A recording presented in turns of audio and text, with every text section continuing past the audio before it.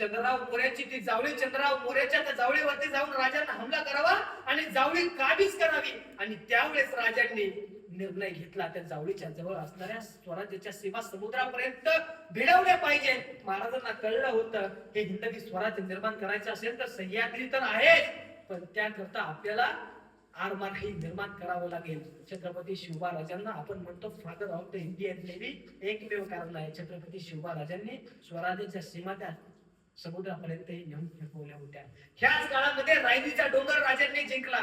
बखरदारानं फार सुंदर वर्णन केलंय. बखरदार लिहितो की खासा राजा जाऊन पाहता गड बहुत चफोट, चौतर्फी गडाचे कडे तासिल्याप्रमाणे, पर्जन्य काळी गडावरती गवतही उगवणार नाही असा गड. पृथ्वीवरती देवगिरी गड चफोट, पण त्या देवगिरीपेक्षाही 10 पटीने उंच असणारा, ऊन वारा पाऊस काही पोचणार नाही असा गड. आणि तो गड पाहून राजे खूप खुश झाले आणि राजे सांगतायत की तख्ता जागा हाच गड करावा.